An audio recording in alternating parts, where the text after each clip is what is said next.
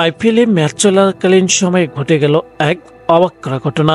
হ্যাঁ প্রিয় দর্শক, অবাক করাই বলছি এই জন্য যে কারণ অদ্ভুতভাবে স্টাম্পের বেল গায়েব হয়ে গেছে খেলা চলাকালীন সময়ে।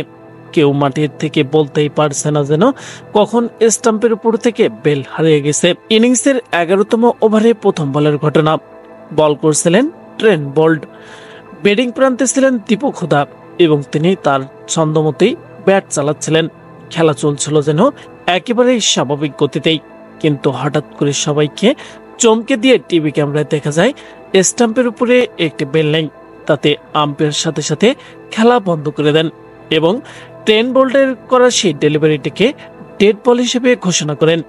আম্পায়ার যখন ট্রেন্ট বোল্টের বলটিকে ডেড বল দিচ্ছিলেন, তখন ট্রেন্ট বোল্ট আম্পায়ারের দিকে একেবারে তেড়ে আসেন এবং ট্রেন্ট বোল্ট বলেন, আমি কষ্ট করে বোলিং করছি, কিন্তু আপনি কেন ডেড বল দিচ্ছেন?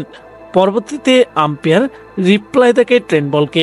দেখা যাচ্ছিল যে খেলা চলাকালীন সময়ে কিন্তু স্টাম্পের উপরে একটি বেল আছে, একটি নেই। আর এটা দেখে মাঠে উপস্থিত দর্শকরা থেকে শুরু করে লখনৌ সুপার জায়ান্টের কোচ এবং ধারাভাষ্য কক্ষ থেকে সবাই যেন হাসতে হাসতে শেষ। কারণ স্টাম্পের উপরে একটি বেল কোথায় গেল? স্টাম্পের বেল যে পড়ে গিয়ে হারিয়ে গেছে সেটা কেউ দেখেই নেই বা খেয়ালে করে নেই। বেল ছাড়াই যে চলছিল আপন গতিতে খেলা। প্রিয় দর্শক, আইপিএলে এমন ধরনের ঘটনা আপনারা কিভাবে দেখছেন? অবশ্যই আপনাদের মতামত জানিয়ে দেবেন ভিডিওর কমেন্ট বক্সে।